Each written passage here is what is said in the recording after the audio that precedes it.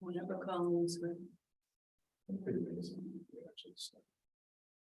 We're good. We're good. You choose as well? Yeah. Good evening. It's Monday, April 3rd, and this is a meeting of the Southborough Planning Board. Good evening. It's Monday, April 3rd, and this is a meeting of the Southborough Planning Board. The planning board is now in session. First item on the agenda is an update on the master plan implementation committee. Ms. DeMaria. Hi, everybody. Okay, just a really quick update. The Master Plan Implementation Committee met this past week. During the meeting, our chair, Lisa Braccio, resigned and we did a reorganization of the board. I will be the new chair and Kat McKee will be the recording secretary. And we have before us tonight the proposal from Select Board for Mr. Stivers to be the representative on the implementation committee. So that's really it. We will have for the next meeting our first compiled report from our meetings with all of our affinity groups. Thank you very much. I'd like to thank Ms. Braccio. She also worked on the master plan committee and put a lot of hard work in, and then volunteered to be on the implementation committee to see it through and as the chair. So I thank her for all her hard work. And Sam Stivers was also on the master plan committee, so I'm sure he'll do a great job jumping in. So I think that we need to appoint Sam. And do we need to accept Lisa's resignation? No, we'll just send them, we don't have, I'm sorry. I saw the email from the town clerk today and he suggested that's not required, but he likes the fact that the board's recognized that somebody has resigned. So we'll send that along. You can make that vote. I make a motion, we accept the resignation from Ms. Braccio. Second. I have a motion and a second. Any discussion? Seeing none, all in favor, Latrell, yes. Mills, yes. Stein, yes. Houlihan, yes. Demiria, yes.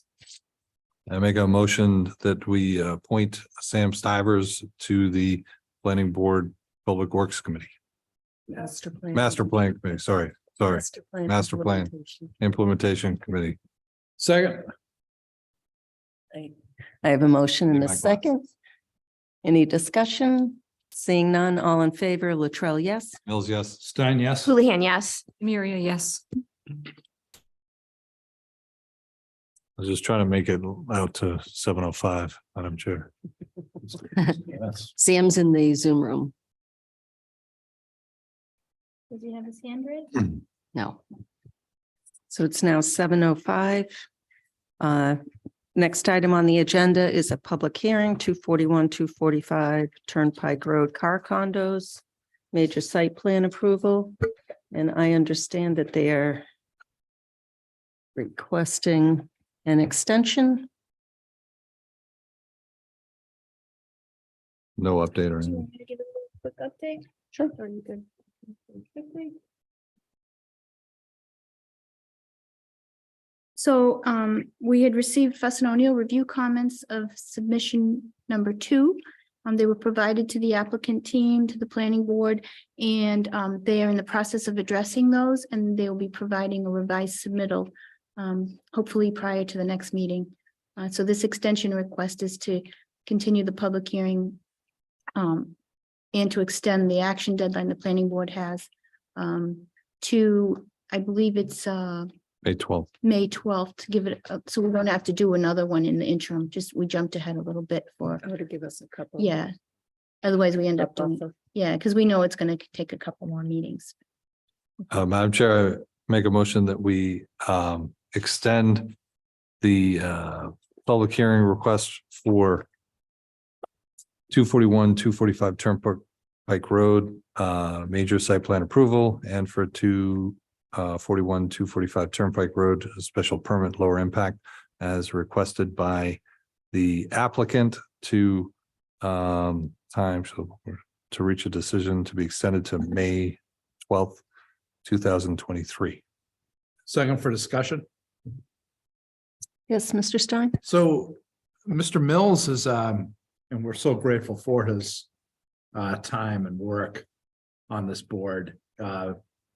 Since we're going to be proceeding onward without Mr. Mills some point in May, where does that leave us with a lid and this particular project? Well, I recall from, this happened a couple years ago as well, and I think that the new member, I don't believe that they can jump into the public hearing, so the board will be left, or the applicant will be left with needing of 4 votes from the planning board for the special permit, but the site plan will still is still 3. Right. So I just wanted to make sure the 4 of us all understood that. are clear with that. Unless somebody recalls differently, I think that when Dawn retired, we were in the midst of a public hearing as well. I couldn't remember. And Debbie came in. So it's all hands on deck, Unless they can wrap it up in 2 more meetings. which that's what also I wanted to bring that up as a possibility as well. Mhm. What's your last day? Be the 8th. The 8th. So there's 2 meetings. Okay, thank you. Oh, I gotta do this. Any more discussion? Seeing none, all in favor, Latrell, yes? Stein, yes. Awesome. Mills, yes. Stein, yes. Houlihan, yes. Demiria, yes. He's not gone yet, Jesse. Madam Chair, I'd like to make a motion. We continue the public hearings for 241, 245 Turnpike Road, major site plan approval, and 241, 245 Turnpike Road, special permit, lower impact for the car condos. Continue the public hearing to April 24th, 2023 at 7:05 Yes. PM. Confirmed. 7:05. Yeah, we checked it on. Second, I have a motion and a second. Any discussion? All in favor, Latrell, yes? Mills, yes. Stein, yes. Houlihan, yes. Demiria, yes.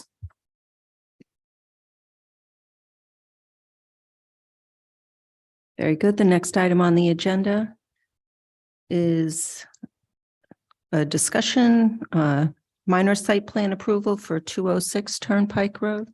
Karina?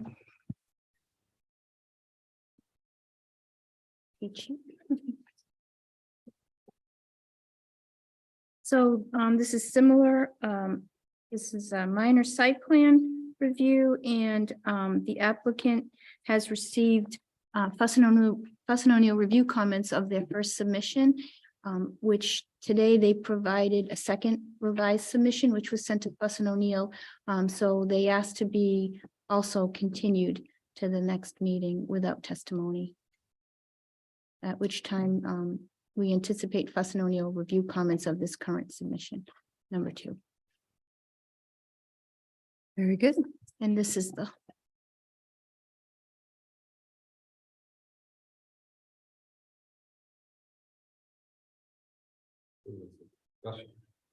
yes, because it's minor site plan, it's not a public hearing, but we still have to continue because it's a 30-day Okay. review period. Madam Chair, I make a motion, we continue or grant the extension for minor site plan review for 206 Turnpike Road as requested by the applicant.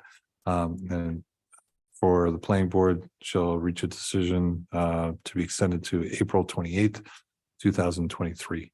second, I have a motion and a second. Any discussion? Seeing none, all in favor, Latrell, yes? Mills, yes. Stein, yes. Houlihan, yes. Demiria, yes.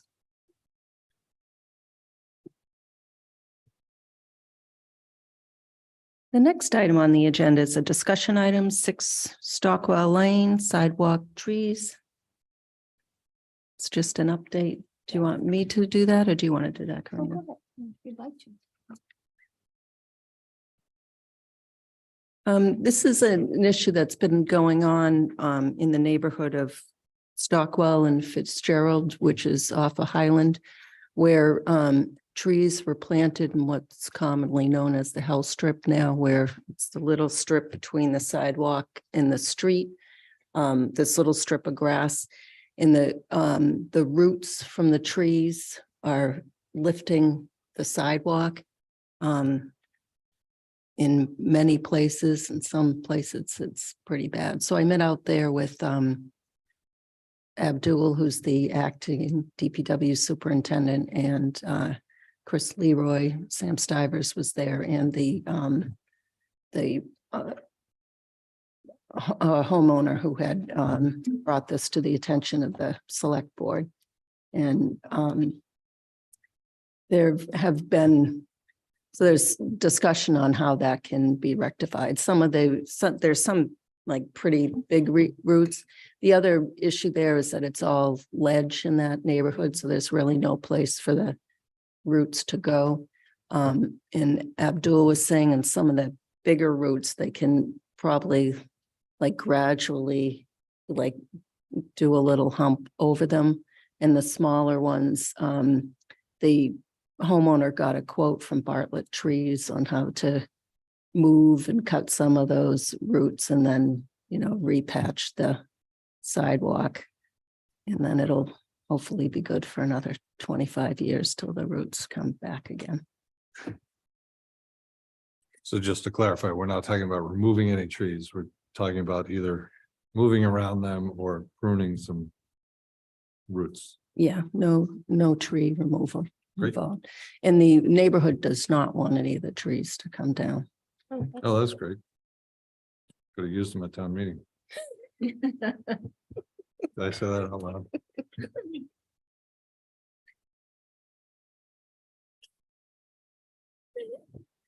So I just wanted to update the board on that in case anyone said anything or heard anything, so everyone's apprised of what's going on there. Thank you.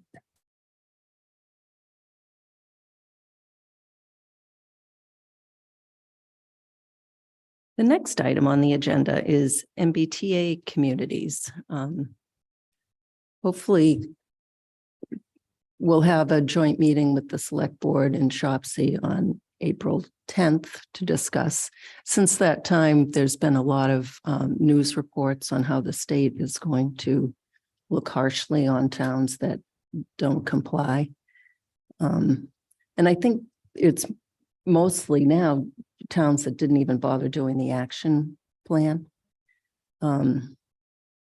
We'll see what happens. I don't know if a town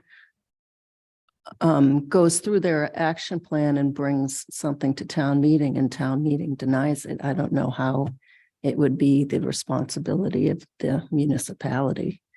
I don't know if they're going to take attendance at town meeting and go after each attendee at town meeting on it. So I don't know how that will work. But so that'll be a discussion. Also, we have a map, if you want to share that, just a preliminary thoughts on where a district could possibly go. So 10 acres is required at within a half a mile of the T station, and then the other 40 can be anywhere else. So there are a couple of vacant lots off of Crystal Pond and Cosland that do not back up to any residential neighborhoods. That I think it's like 47 acres there. That I was thinking, could be. Yeah, those aren't exactly the right lots, but that's the area there. And then that's the area by the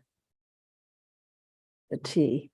Mimi, is it the 3 lots just around the bottom of the cul-de-sac? Yeah, I think that that second mountain there takes part of that split lot. That's the residential and the, I think it's the zone line instead of the lot line. yeah. So we've had a difficult time. We've had a consultant that's supposed to help us with mapping.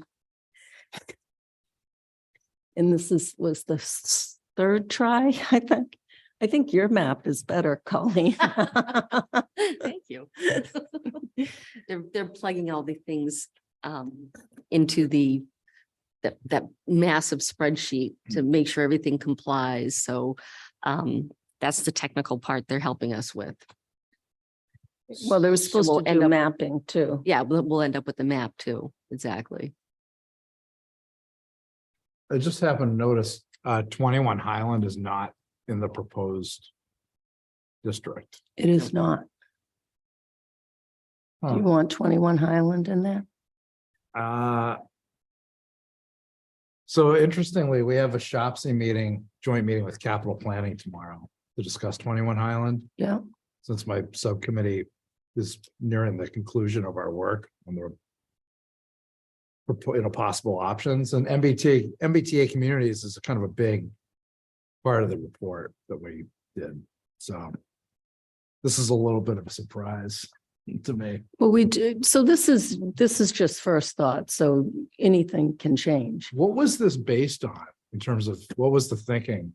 on That it's not residential.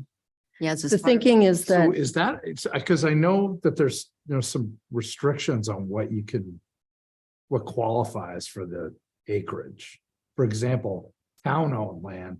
So 21 Highland actually would not even count in itself toward the 10 acres because it's town-owned. Are we positive that non-residential land can be oh, yeah. qualified? Oh, definitely. Yeah, it's anywhere we would like.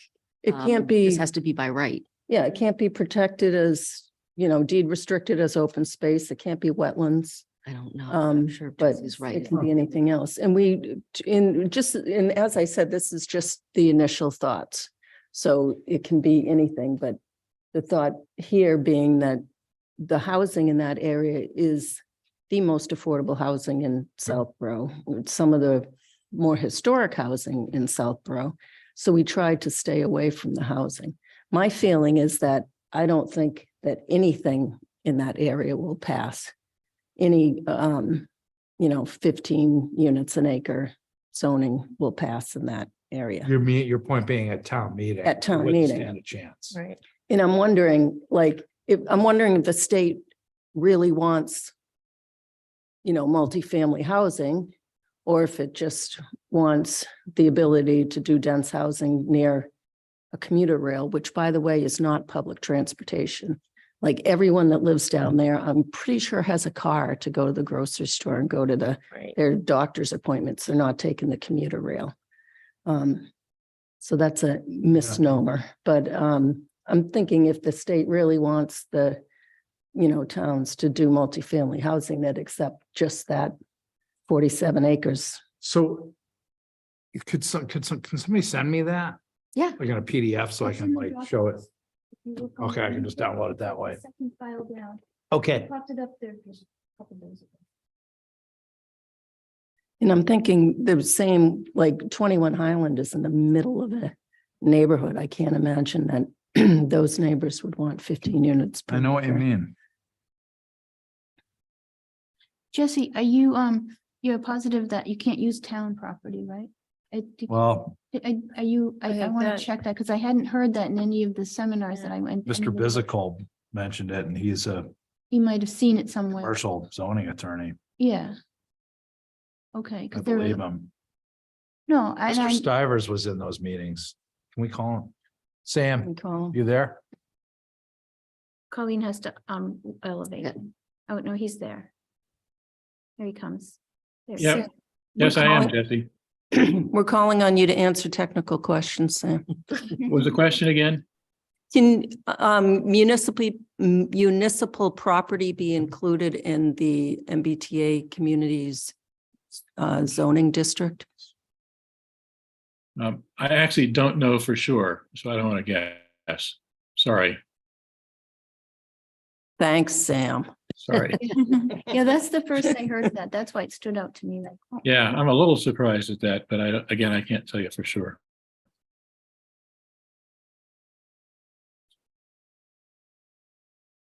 Yeah, that we can check.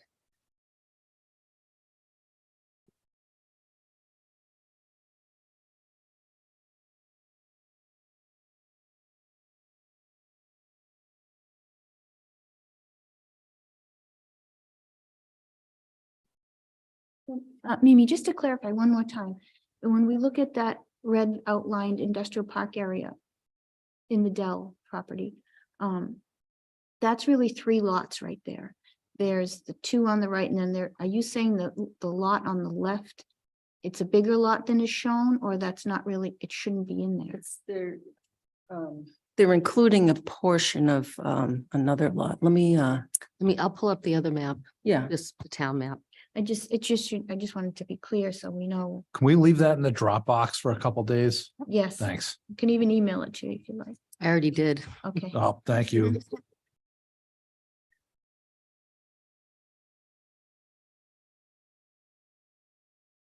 All right. North of the, you know where it is, right? Oh, you're trying to share it. Yeah. There we go.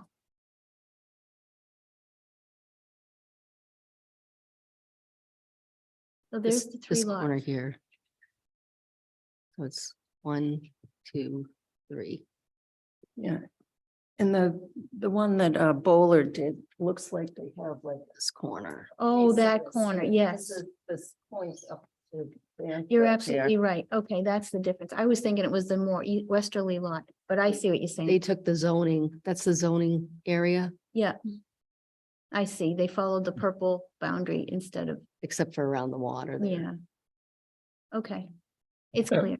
Mimi, this is Sam. Can I interrupt for a second? Sure. I just looked it up. It's said that publicly owned land may qualify as developable public land if DHCD determines at the request of the community and after consultation with the public owner that such land is the location of obsolete structures or uses or otherwise is suitable for conversion to multifamily houses and will be converted or made available for multifamily houses within a reasonable period of time. So to Jesse's point, it's not automatic, but it sounds like it can be used if you talk to DHCD about it potentially. Thank you for clarifying that. But Sam, you have to make a commitment that the town will move to develop that property as, It says it will be Multifamily. converted or made available within a reasonable period of time. I don't know how firm that commitment is, but certainly it's their intent that it would be used for that purpose. So again, possible, but not automatic. It sounds like this is from the DHCD guidelines I'm reading. thank you, Sam. Sam, where is that in the guidelines? I'm on the Mass Government, Section 3A guidelines determining compliance with MGL, Section 3A, Chapter 40A. Yeah, where is it in there? This is under the definitions section for developable Okay, public land. I see that. So it's in the definitions. Right. Thank you. Again, Tom is certainly far more expert in this stuff than I am. Yeah, I But could have sworn that's what he said. That's why I'm. yeah, so he's right in that it's Oh, not so automatic. Actually, Sam, if you look below that. In the, if we see, if you scroll down a little bit where it says excluded land, Right. All publicly all owned publicly land, owned land is listed under excluded. except for lots portions determined. to be Right, developed. there we go. Yeah, so anyway, as usual, not immediately No. straightforward. Not really. Thanks. And wouldn't that require some form of going through town meeting if it was municipal land, depending on, well, the zoning would anyway, but I mean, as far as municipal land being, Well, if you were going to sell it or If you were Yeah, something. sell it, yeah. Yeah, okay. Yeah. Mr. Mills. Yeah, just one thing, interesting that I'd be curious how, just food for thought. You don't have to answer for me, but, with, the commuter rail actually goes through like Wareham Village and Buzzards Bay to Hyannis, only through certain time periods. So I'm wondering how they're gonna handle those communities too. To your point of people are gonna have cars, in the south side of town here, where the commuter rail is only seasonal to those locations and very limited, but still an MBTA community. I would think, because they have stops. So it might be something to try to leverage, with the discussions with the state. Andrew, this is Sam. I've been attending some of these webinars that DHCD has been putting on. And a number of communities have come up with what I believe are very realistic concerns. And the message back from DHCD has been consistently, that's tough, we don't care, deal with it. Right. So hugely unsympathetic, but I guess people will eventually take a lot of this stuff to court, I guess. I don't know. Well, they did in their second set of guidelines, they did make some concessions, like we only have to do 10 acres near the train station instead of 50, which it was originally. Right. In some of the smaller towns, they have been easier on, because some towns had, like 700 housing units in the town, and they wanted 750 more. So some of the smaller towns they've eased up on. I don't know, I haven't looked into what's going on at the Cape, but pretty much I'm sure they have some type of requirements down there. Crazy things, yeah. It just seems that would be an extraordinary burden to put on a town if they only have, seasonal access to the T and everything. And it's considered a commuter rail, but, I'm just curious. Might help. Yeah, pretty much they don't care. Anybody else have anything on this? No? So April 10th with the select board.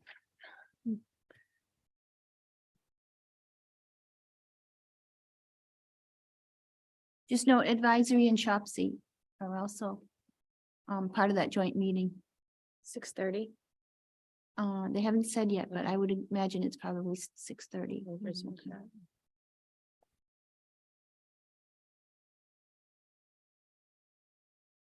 The next item on the agenda. Wow, we're blazing through here. Future potential zoning updates and warrant articles. I know Ms. Demuria sent a list of some things that she was thinking of.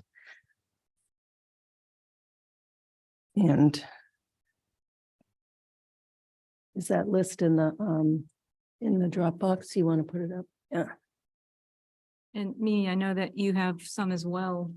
I just really thought that since, we're past town meeting and starting off thinking about next year, I kind of have a list that I started. I simply wanted to get a read from the board if they'd be interested. So mine's kind of an exhaustive list, but I'm prepared to just kind of go through it. I didn't make slides or anything like that. But I saw that you had put something in the Dropbox as well. Do you want to talk about yours first and then I'll go through mine? Sure. So I had two things. One was the sign bylaw that we dropped for annual town meeting because we had to be specific to what the legal ad said, and instead of making a change at annual and then another one, might as well hit them all. So to update the sign bylaw to have the downtown district in it, that shouldn't be too much of a heavy lift. And the other, not necessarily for the fall, but just something to think about whether the board would be interested. Way back when there was the zoning advisory committee, they initially the consultant went through all our code and made recommendations on different changes that would be helpful to be updated. And one of the things was to switch the special permit granting authority on projects that require a site plan to the planning board so that it would make a one-stop shop, streamline the permitting. So the proponents would only come to the planning board and we could do a special permit and a site plan together. And that would affect like over 55 housing. I refuse to say housing for the elderly. And also some of the uses in business highway and industrial park that are over 50,000 square feet, they require a special permit and a site plan, and they go to ZBA and then here. I think it would make sense that if they just came here, but I wanted to see what the board thought about that. Those were my two. Any opinions on those? Mr. Mills? Oh, sounds great to me. Sounds good. Okay, so I'm just reading your notes. So it really just says that the ZBA would really have that single family, 2-family dwellings, those types of special permits, and ours would be really efficient, building efficiencies for processing, make it that one-stop shop, like you said, and it would really just specifically be for major site plan approvals. Yeah, makes total sense to me. I guess my question would be, is it complicated to write? And They used to come to the planning board back before, this is Dawn's story, before they got crazy busy with all the development that was going on. And to take some of the burden off, they sent the special permits over there. So you can certainly bring it back. okay, It shouldn't be that hard. Most boards, planning boards do their special permits for large projects. There's some zones like the business village in the downtown are already split up with a special permit from ZBA and special permit from the planning board. And those are the uses that are in the other zones that we would seek to have here. So I think we could copy, it's always easier said than done with zoning, but copy those two districts into the other districts. oh, I see what you're saying, okay. And it's something we can do ourselves versus hiring a consultant or anything. Yeah, Yep, thank you. yeah, it's more of an administrative thing than, yeah, well, Because, we'd go through town council. It's usually like a one-liner in all the different uses of the zoning district. And one will say, this one is, usually it's whatever part C, special permit required, and then it'll say special permit by planning board for those that are specifically. So it would change all those to planning board. And- Yeah. And then it my seems last question, straightforward. that's a mid 2/3 vote at town meeting. Yes, Zoning, okay, thanks. and I'm not suggesting for the fall. Yeah, I know. I agree. Mr. Maria? Yeah, no, I agree. I think it will simplify and just make it a little bit more streamlined. I support that too. In yours? Mine, well, one I didn't put on my list was, another go at the tree, protection bylaw and maybe thinking about simplifying it. And I wrote down in my notes, anything, good is worth fighting for. So, I don't know if you want to do, kind of a, thinking about that, but I did spend a little time looking at, sort of going back to some ordinances that we looked at when we were on the master plan, Pittsfield and others that have like a little tighter, shorter bylaws. And I would support like taking another look at that. And thinking through maybe what were some of the opinions. And I personally had a neighbor say that he was somewhat confused, and so maybe it's just it was a little too complicated or something. I don't know. It's just not really to go into the details of it, but I would be interested to take another crack at it because I think it's worth fighting for. So on my list, and again, these aren't like there's no time on this exactly, but these are sort of things that I've been looking into and working through. One was environmental controls. We previously had this as a placeholder for the annual town meeting, but I hadn't done the work and I wasn't ready for it. And so again, this is something that addresses sound, noise, vibration, odor, and flashing lights. The particular one that I was interested in looking at was the Westboro example, which I think I brought to you earlier sometime in the year. It's a similar premise to sort of outdoor illumination, and that where you don't want noise trespass. It's very similar with sound and vibration and flashing lights, idling trucks and that sort of thing. And I did do a little work. I think Mimi, I think you joined me at one point. We spoke to the Board of Health maybe. And they, we had a quick discussion. If everybody recalls that we have a noise bylaw that's new about, as of a year ago. But the part about industrial noise was taken out, suggestion by the select board to be looked at separately. So I really think that this is sort of the right time to bring that back. There's various examples, et cetera. I happen to like Westboro for a number of reasons because it doesn't require any kind of a noise meter. Sound engineers don't like that, obviously, but police and other people like that. So I'd like, that's one that I would like to kind of bring back and work on. And I want to see if the board has, agrees or has questions or concerns about that one. Are you thinking fall or? Not necessarily, Just- no, I'm not okay. thinking anything, like, I don't know, just, I think it's worth working on. I mean, I think that probably, I wasn't on the board when the light trespass, and the illumination was going on, but the same concept, I would like to see in our site plan also that we consider noise. And in fact, this board has tried to entertain that as well. Some of the matters that have come before us, we've asked questions about, like, will you be making noise at night? So I do think that it would be something that we should work on, not necessarily for the fall, though. Okay, I think it's worth looking at. Mr. Stein.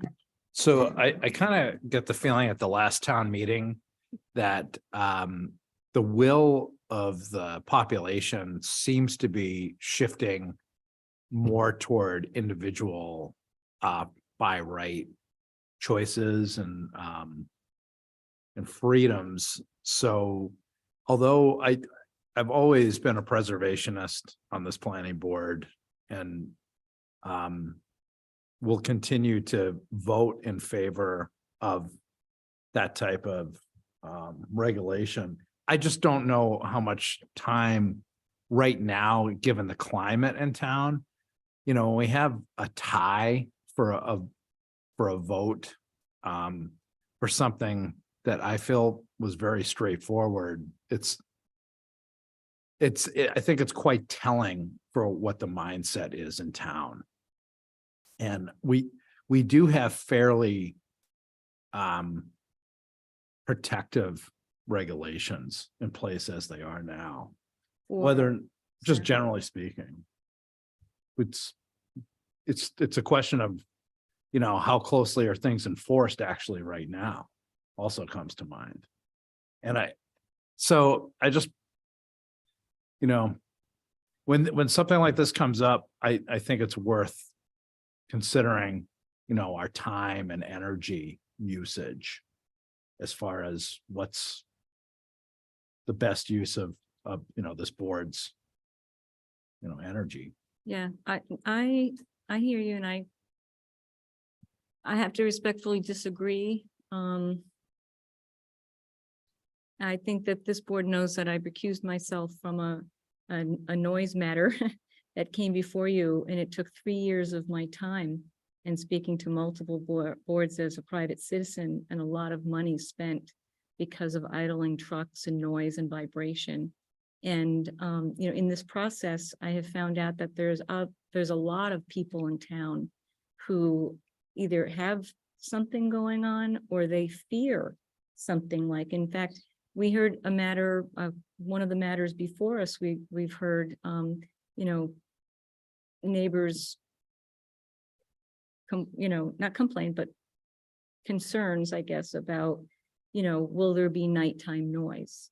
And I don't personally think that our bylaws protect residents. We have a really unique setup, unfortunately or unfortunately, where our industrial and commercial properties, abut residential neighborhoods. And so if you've got, trucks that come in and park overnight and they've got refrigerated products, or they're just, running their truck because they're heating it for the winter or something like that. That's a group of, residents that, are negatively impacted. And unfortunately, this is like chronic standing noise. Another name for this is standing noise, because you can expect it every day and every night. So, I have the energy for this one. I understand what you're saying about town meeting, but I think some of this is educational as well.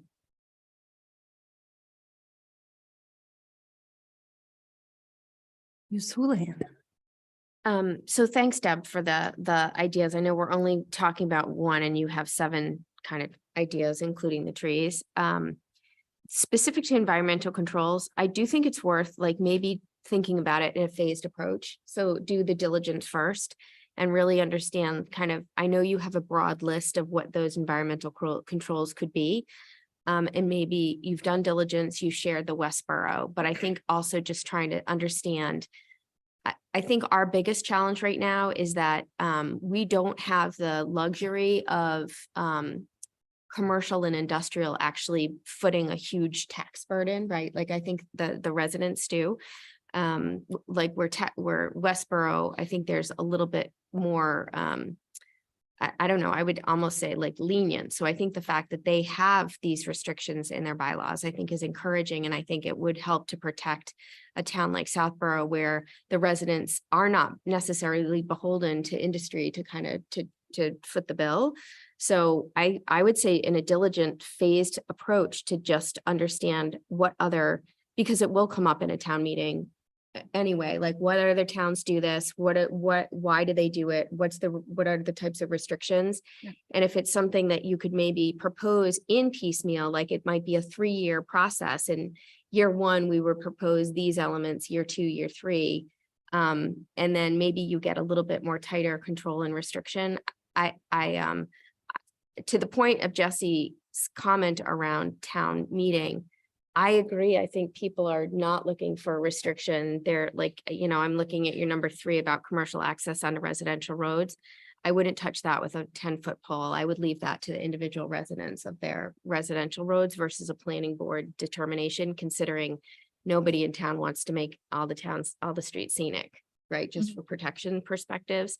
So I think there's some on your list that I would say, yeah, I would support from a diligence perspective. And I think environmental controls would be one of them. Okay.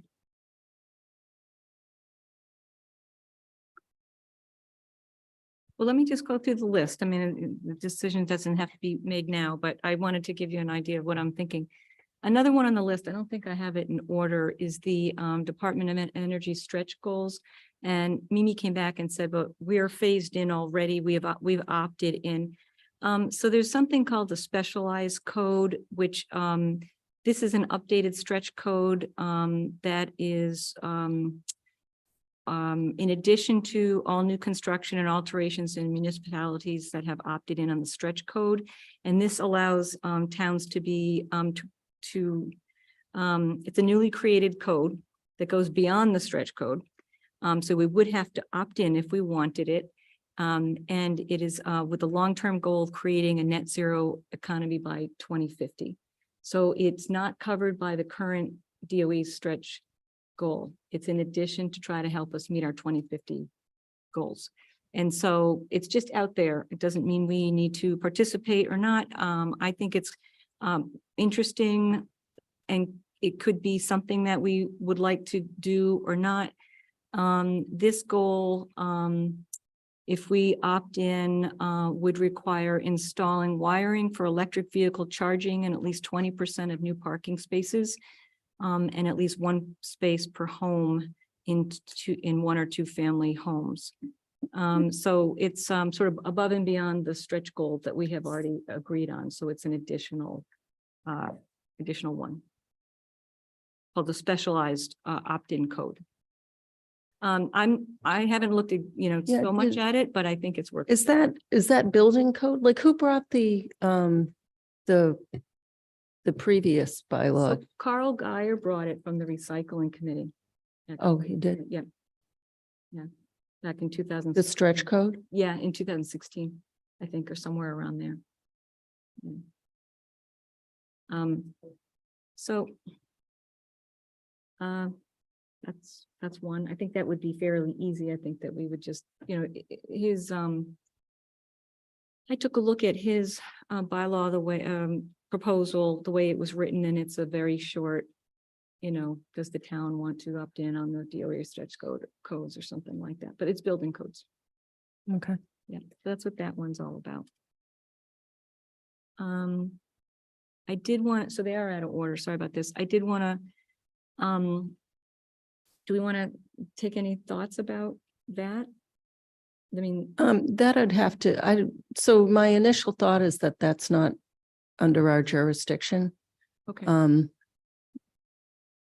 And my feeling is much like Jesse, I think that we need to take a break for a while.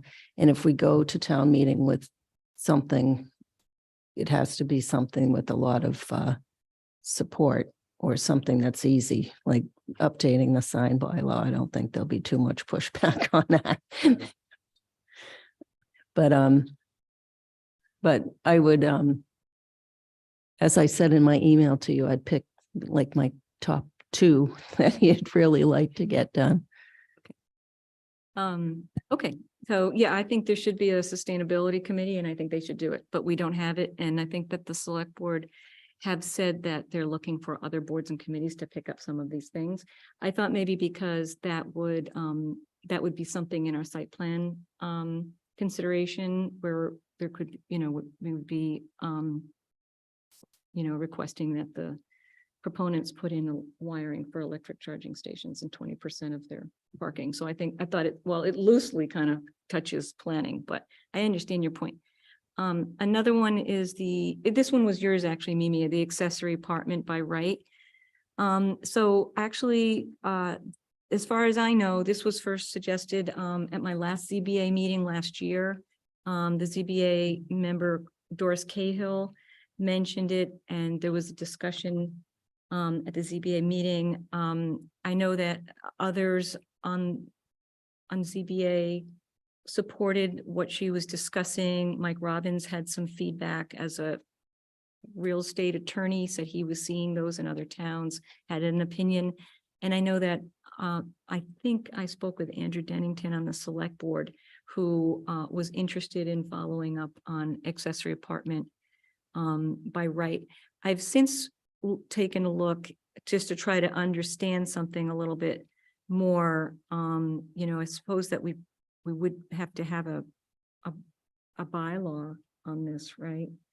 But We have accessory apartments. not by right, right? Right. So it would be amending what we have, I would hope, and not change the name of it to, I know accessory dwelling units, the new fancy name, but so we don't have to change everything in the bylaw, just keep it Okay, as accessory apartments and update that. okay. And I think because of the, as part of the MBTA housing choice law, I think it's a simple majority vote. Now, if we were to enact this rather than a majority's 2/3 majority zoning.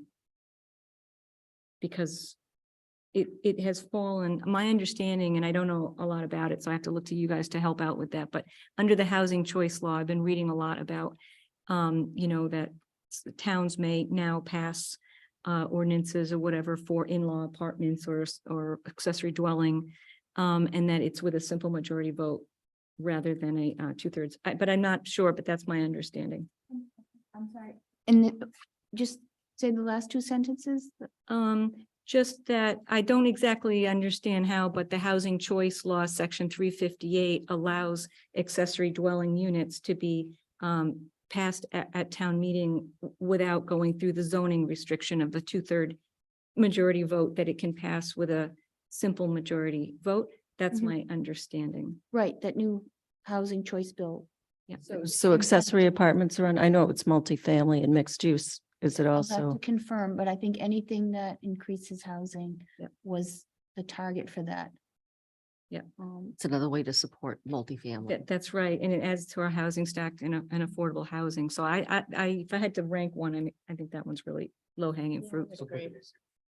So just for the bylaw as it sits today, only allows for 5% of the homes to have accessory apartments. Except for nobody has kept track of any accessory We're apartments. getting there. The building. We're working on departments And I'm actually the Zoning board Lara's working on that right now with assessors and us to come up with. with Paul a re- Sabelli. Oh, really? Well, so We've been working on it. But it also sort of states that, you know, you didn't want it to be rampant in the town. so that would be something else, whether to remove that 5%. Yeah. Where'd it come from? So I, By law or? it's in our zoning bylaw right now, except for we've never kept track of any accessory apartments. So it could be, 50% now. We have no idea. It's not, but we just don't keep track of it. But if they're starting to, I wonder if we'd want to either get rid of it or loosen it up. Yeah, so it's a special permit required right now, right? Correct, through the ZBA with the Yeah. report from the planning board. And I think, I was starting to see those when I was on the ZBA that, there are more people coming forward, due to COVID and trying to come up with living arrangements for parents and children and things like this. I think it's quite interesting. And just to cut my list short, I think, that one I think would be really interesting one and helpful to the town. I agree with that. Mr. Mills? Sounds like you got good plans. Doesn't even get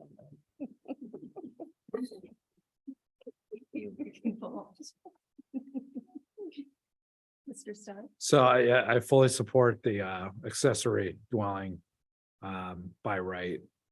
One thing on Shopsy that's come to light is there's, I don't know if anybody's been following the housing authority situation, how we had the term of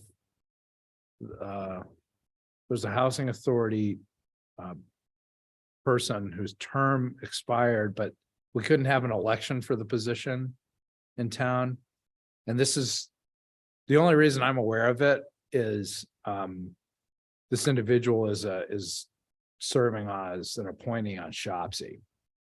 So housing authority has been problematic ever since I've been on Shopsy in terms of having a representative. And for a while it was just vacant until somebody stepped up, which we're grateful for. But now the term is expired. It's not really clear what we're doing going forward. So just as far as a pretty straightforward, I think warrant article would be to have a change in the Shopsy charter, which I believe falls under planning, if I'm not mistaken. Shopsy is under select board. Okay.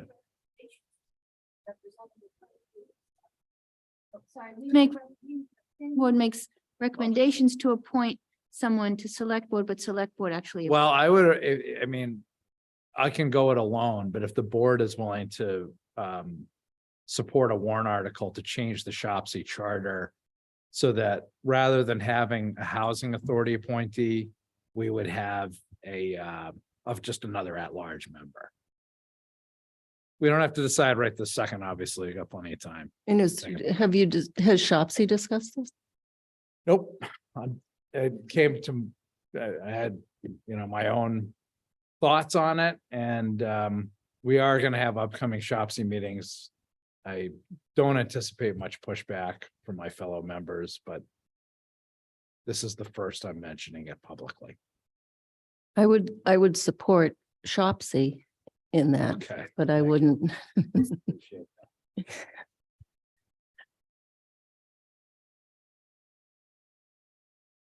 Just to weigh in on the accessory apartments by right, I also think if we're going to prioritize anything, that should be signed by law and accessory, maybe for town meeting, and then we can Let's see how those. see the other, see how those go.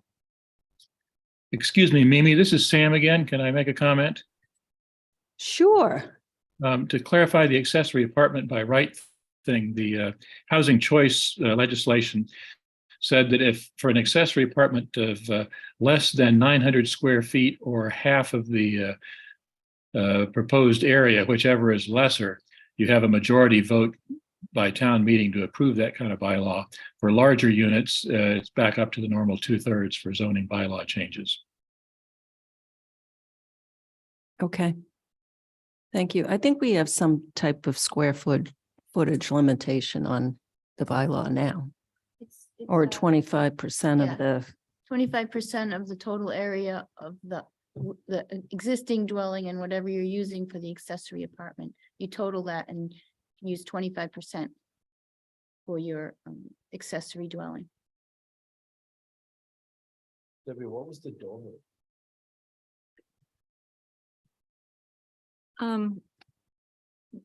That wasn't necessarily a warrant article, but I wondered if the board, I mean, we have possibly a couple of Dover projects coming before us.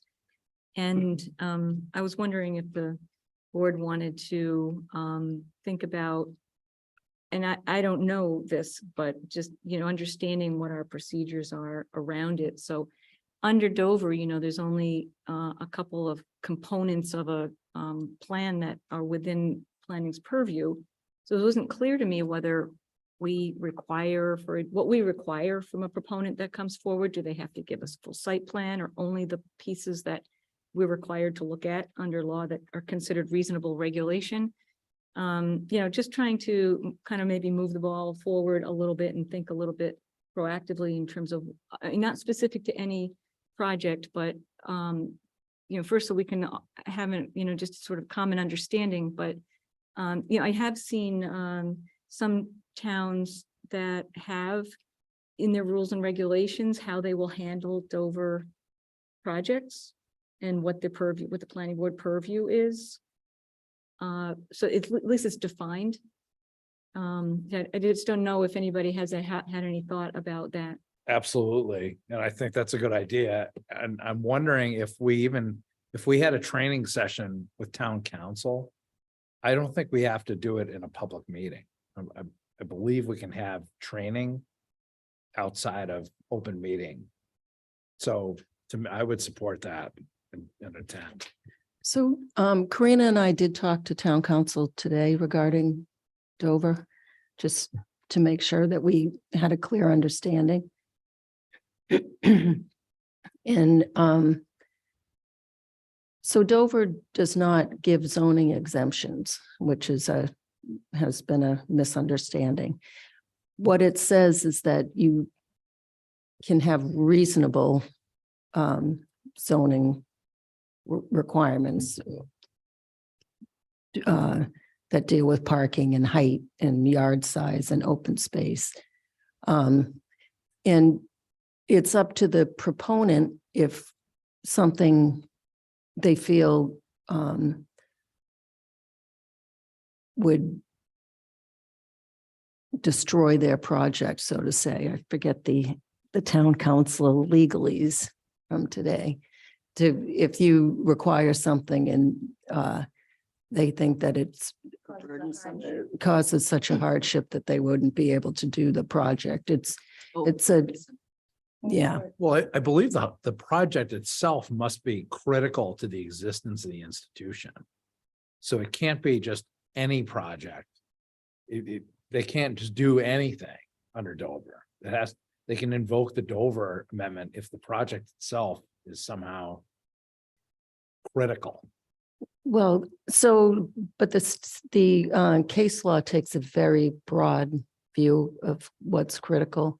So it has to be, agricultural, educational, or religious. And pretty much anything that those organizations do would hit that bar. I mean, I disagree. I gave when Jay Tellerman was on the line, I gave some examples of some of the private, colleges. I think it was, oh my gosh, Boston College and Well, so they were allowed reasonable regulation, but they, Right, but they looked at things, They for still- example, about how, you know, for example, you know, how big did their project need to be to support the Correct. mission and what they were trying to do. Right. So for an example, there was a library that was built or something and they needed parking. And I was looking at that one, if it was Tufts or some versus City of Medford or something like this, because they ended up in lawsuits. So we have all this good stuff to work from. And, you know, it all had to do with like calculations of, well, what did they need for kids that you need, or professors that needed to use the library. So there was, the town required from them like calculations, you know, that supported their dimensions, for example. So they couldn't just, to Jesse's point, they couldn't just decide, we need this big, you know, parking garage or whatever they were trying to do. It had to, you know, support what it is that they were trying to build, whether it was a dormitory or something else, because that's the learning process. And so that some of these case lawsuits really, especially Tufts, because there's been multiple lawsuits, really press the boundaries with how far can towns go versus what is reasonable regulation. And, you know, it really, I think that would be very interesting for us to kind of go into that space and understand where the towns have won. You know, what is it that the town can, you know, demand, let's say, to see as part of their site plan? I agree. Yeah. I think it's been overused. And I think that I'm in favor of us really clarifying this. Because it comes up a lot. Yeah, I'd be in favor of it too, Jesse, some training with town council or council. yeah. Yeah. Could we ask town council if he'd be willing to do that? Absolutely. I know that in the past Aldo provided similar training on issues that were not really clear and always came up again and again. And, you know, even though we talked to town council, you know, during the meeting, you're like, okay, yeah, got it, right? And then, you know, unless you have some documentation that kind of like says, if this, then this, and then it starts to fade a little bit and you start getting into your own thinking of what your intuition told you it was, which may not necessarily be the right thing. So yeah, we'll reach out to Mark Purple and town council to maybe set something up like that. I think to support that, we should prepare questions in advance too. My only challenge, I think it's training's right. I think the challenge to create a process in the absence of an actual application makes it hard. Because you can't anticipate anything really. And so while there may be things coming to us, we don't know really what the premise will be. So I think it's more of the training and maybe specific questions that we might be able to have guardrails or boundaries, but I don't know if we could necessarily be very clear without an application in front of us. Right, because they're very unique. Each project that comes forward, whether it's a ball field or a parking lot or a change of Solar use. panels. Right, or solar panels, each one. New dorm. Marnie, just for your information too, I just looked up the MMA, which is the Massachusetts Municipal Association, does training on Dover Amendment. So there's places out there where, you know, you can have town council and then even wider, broader training. You know, I think it would be, and that's really great. I think it would be especially meaningful coming from our town council, because when projects come up in front of us, we should know what our town council's view on this stuff is specifically, because if somehow things don't pan out in our normal procedures, he's the one who's going to be in court representing us. So the training also serves to get us on the same page as town council. Hmm. A unified approach. Yeah, I agree. And I participated in something when it was Aldo and I was on the ZBA. And I don't remember what the training was on, but I think Mr. Stivers was there and a few others from select board. And I think that we were not supposed to talk about any particular case. But basically, I think Aldo was giving us a lot of examples of case law and the thinking and the approach to whatever we were being trained on at that time. And I found it really useful. Yeah, I agree. I think that would be a good first step. And to Marnie's point, I think we don't want to get too specific and, we'll do this and not that because everything's different. And from my time on the board, I've never had anyone claim Dover. And we've seen a few St. Mark's projects in a Fay. Is that right? Yeah. They just did whatever we asked. And never said we're, There no churches or anything that like might have more of a financial hardships? I haven't seen any churches do anything. They had to come first line. The only thing that's in it is something. It was a sign that I think St. Mark's came forward. Yeah, they didn't claim Dover on that either. No, just saying, like, that was the only thing for the church.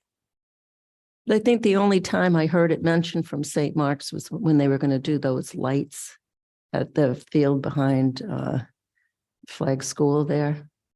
And they eventually just pulled the project.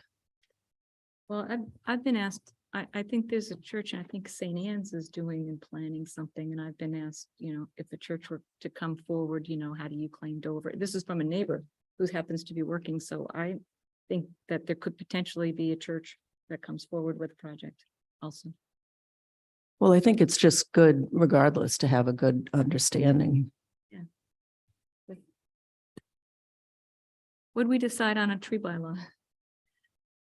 The trees, well, my opinion is I think we should let that just lay for a while.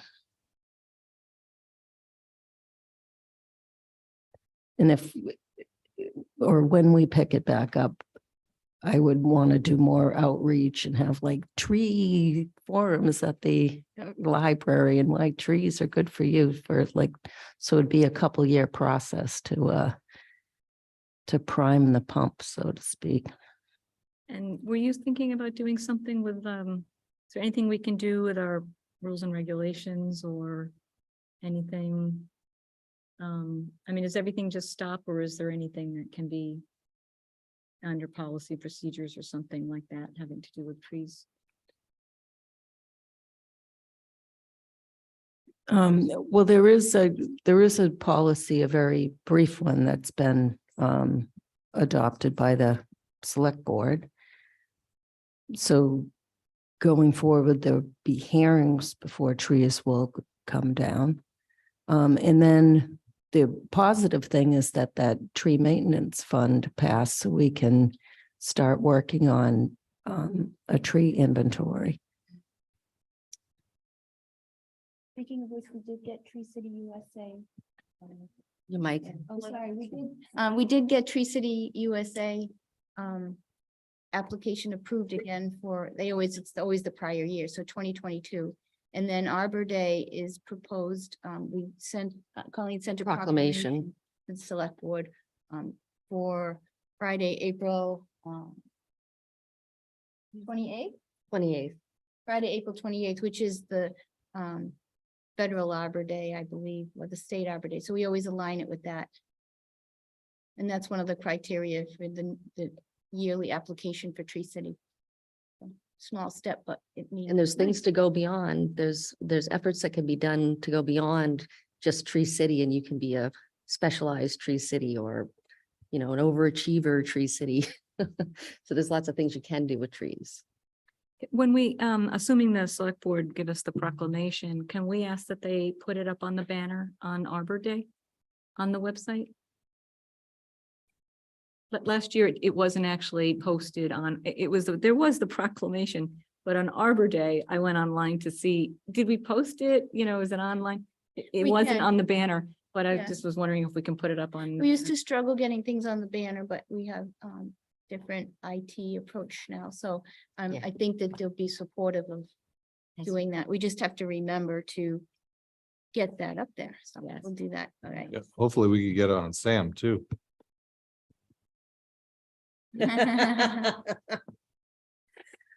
So is everyone in agreement on the trees to lay low on that for a while? Sadly.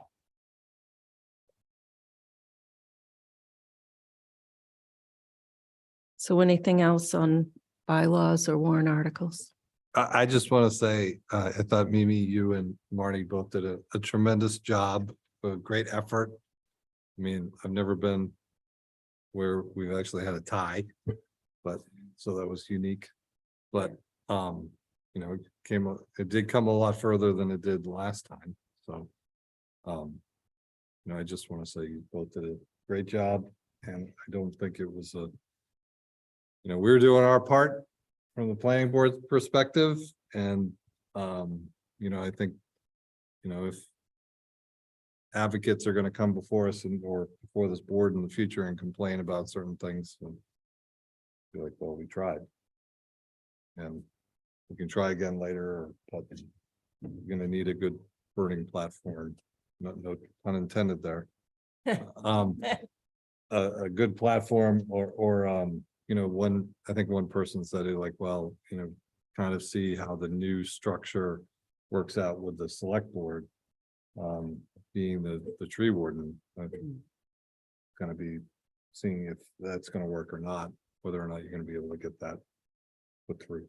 So, but taking away from, great job at town meeting, both of you. Thank you. Thank you, Andrew. And I should mention, we did our presentations in 5 minutes. Oh, don't get her going on that one. Next. Planners report? All right. We have a few things. Want to miss anything here? So state legislature and the governor signed a bill to extend remote meetings through March 31st, 2025.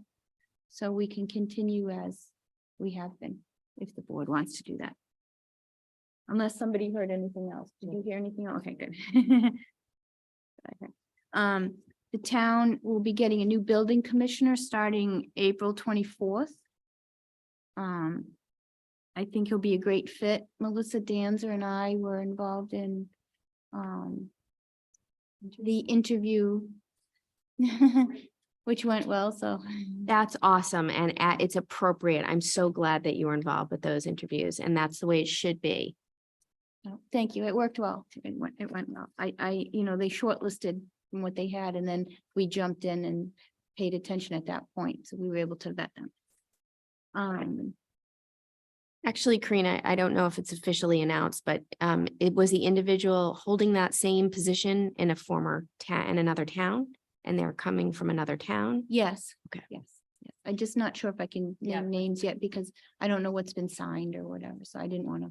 I think they were appointed during an open meeting.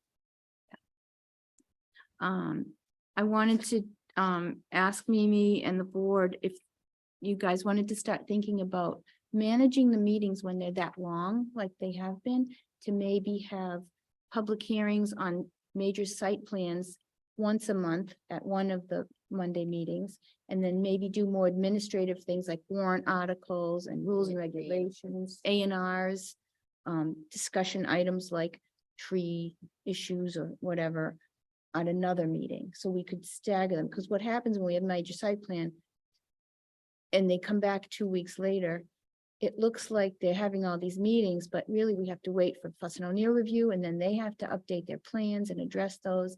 And then the process takes longer, and it takes about a month to turn it around so that they come back with meaningful revisions and addressing the questions that were outstanding. So- And that's with giving you guys enough time to review everything after it's been done. You know, so it just seems really, really tight. Right, so, you know, in the past, I talked about this before a little bit, but with the length of the meetings and some of these projects are, more difficult just because of the nature of the submission. So it might just help expedite it, and then the expectation will be that the applicant realizes this month to the next month, and it's a realistic turnaround. I know that when I did this on the other side, a lot of towns did it that way. You didn't go to the next meeting, you went approximately 4 weeks later, because you need time. And again, the only time we were even tight, having a town engineer whose only job was, outside of town things, to look at the projects, whereas we're just one of many with Fuss and O'Neill. We don't have a designated person to look at everything, Right, that has to, when they get an application from us, it gets into their queue.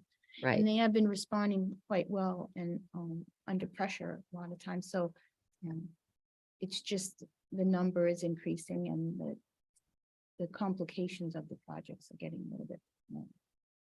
I think So- everybody stresses out. Yeah, so just food for thought, maybe if the planning board wants to try it, we can manage the agendas that way.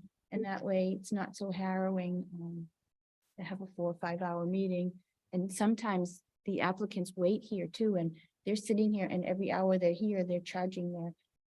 And so if we could split it up, it might be better organized.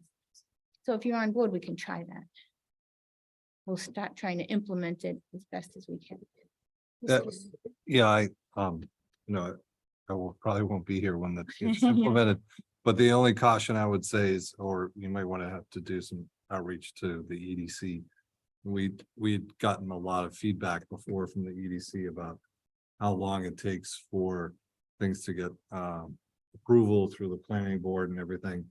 While I completely understand and I agree with you, and a lot of times I've sat through these meetings and, you see, keep getting delayed by the applicant's request because they're not ready.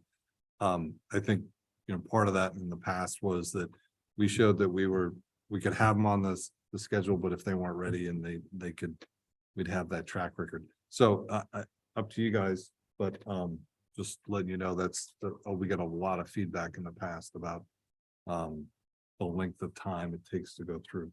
Where, Harvard, when they came through, two meetings, boom, Mhm. well prepared, in and out. As with So- their as-built approach afterwards as well. Yeah. Everything was addressed relatively quickly. They took care of business. It all depends on the client. But you can see that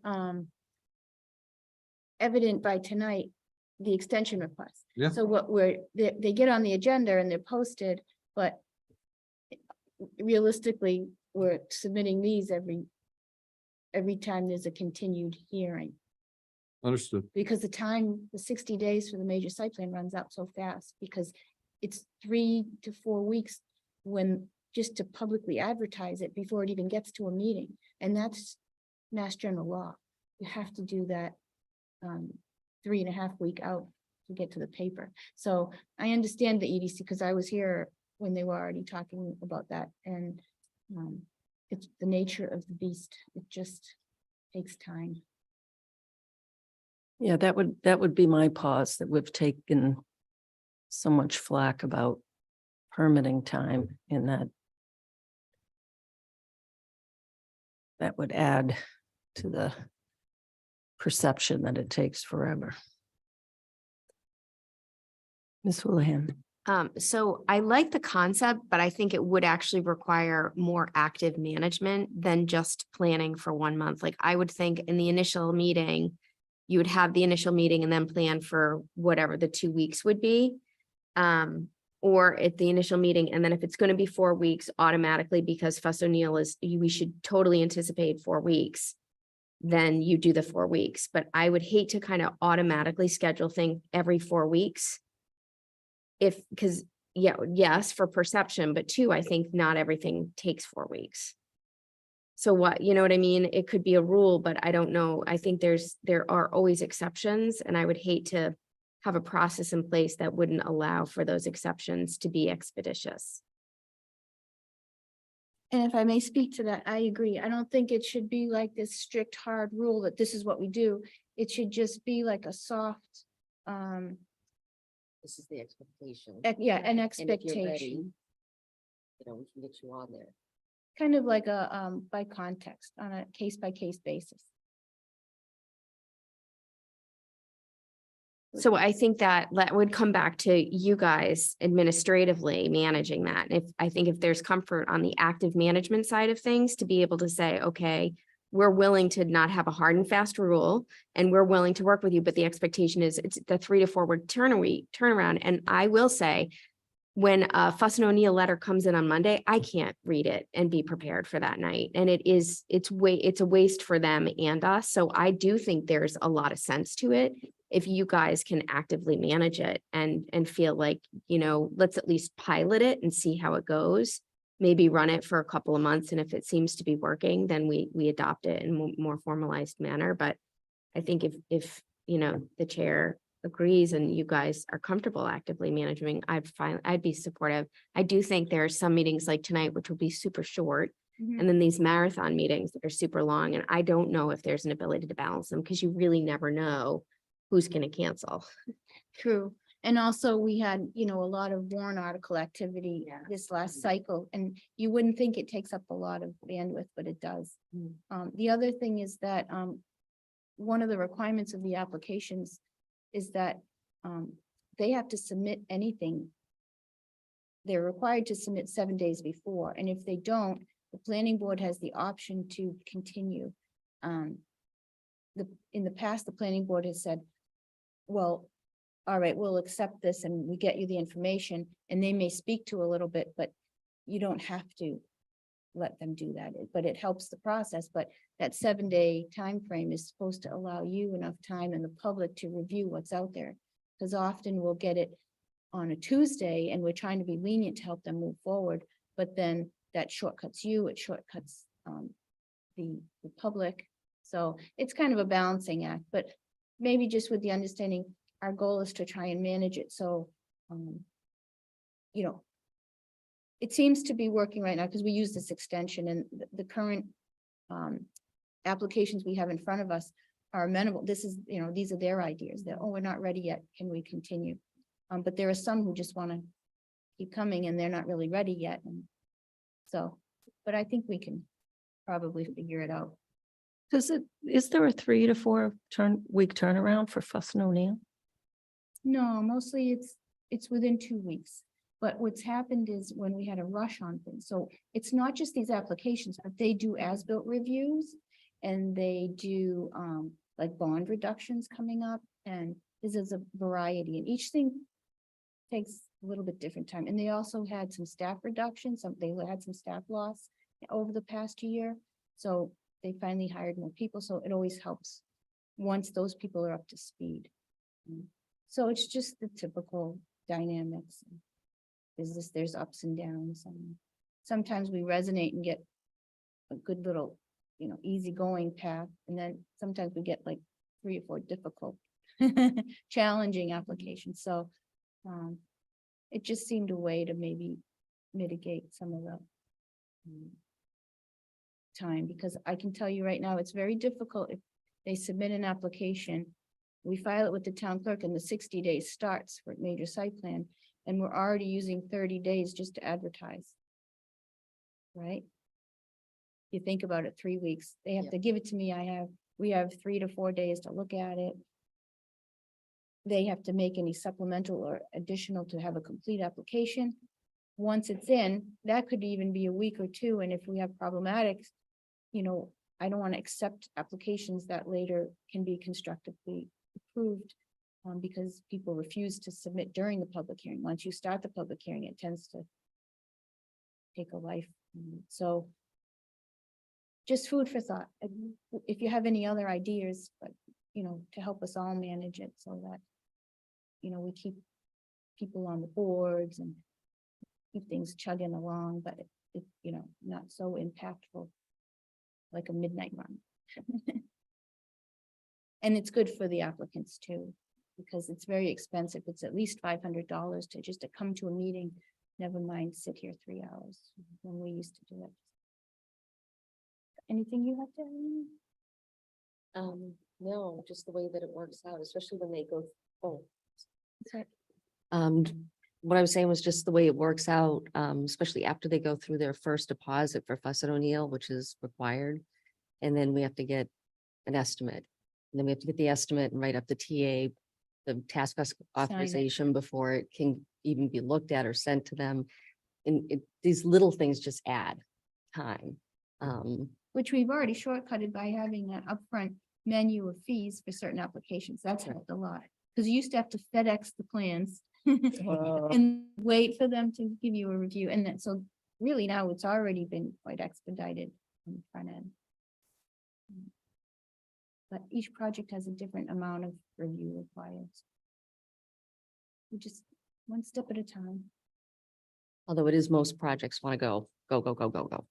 So, Okay, Karina, I just want to say thank you for being flexible because you guys are in the trenches and I don't understand all of the details. In some ways, I really appreciate that you're working with them, the proponents, but I also don't want to make sure that you don't get kind of, finger pointed at you and beaten up, but just for trying to be amenable and flexible.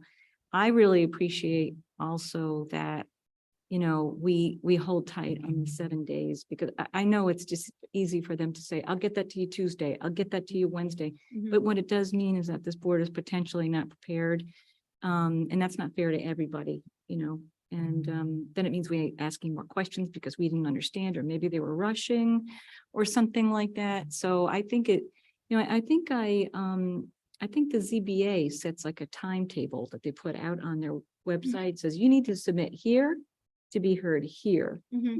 and we I have really one of like those that. that just hasn't been updated. Yeah. Like we used to post it on the website. It was like for several months out, gave the deadlines, and it trains people. Yeah, but you're in the midst of the whole thing. If you guys can manage that, I really appreciate that. I'm gonna get a helmet. Yeah. Yeah. With a point on it. Just kidding. Okay, all right, we talked about that. You all saw the truck exclusion explanation? Okay. If anyone has questions on that, they can reach out to us, and I have the email from the state traffic engineer. Tree City USA, we already talked about. The outdoor illumination and downtown district design guidelines are posted on the website now underneath applications and fees. So if anybody needs to point someone to a reference, they can look at it there. we've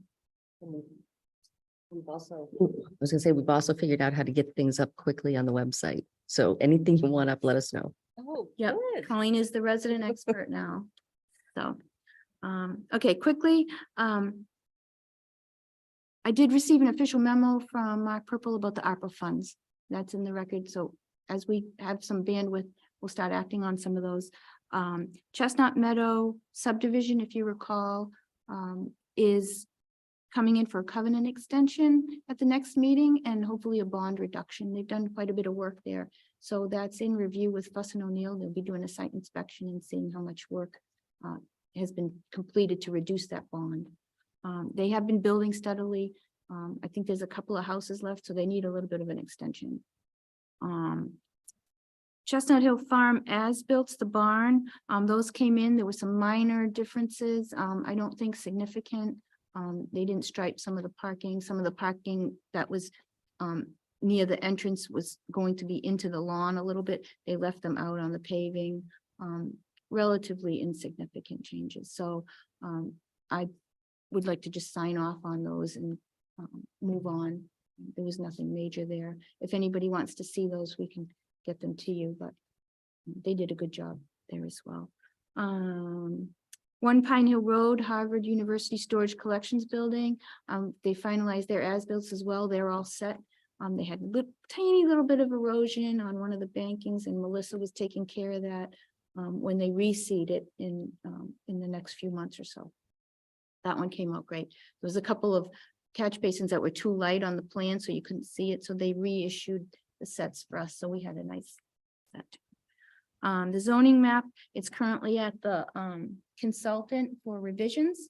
Once that comes back, we'll post that up again, and take the next step. It should include the current 2006 and then also the downtown district for now. And then the next phase will be to add any other overlays that we find. Bless you.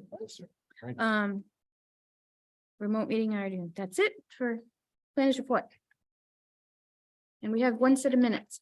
Motion to approve the minutes from February 27th, 2023 is written. Second. Motion and a second, any discussion? All in favor, Latrell, yes? Mills, yes. Stein, yes. Houlihan, yes. Demiria, yes. Bridget did a nice job. Yes, and Colleen is spearheading these. She's reviewing them and working with Bridget to make them up to speed and working now. So, Yeah, the minutes are great. yeah, Perfect. Good Thank job. you. thank you. I think that's it. Is everything signed? I think we actually did get everything. Motion to adjourn. Second. The motion is second, any discussion? All in favor, Latrell, yes? Mills, yes. Stein, yes. Houlihan, yes. Demiria, yes. Yes. Thank you. That- The shortest meeting ever? I think so.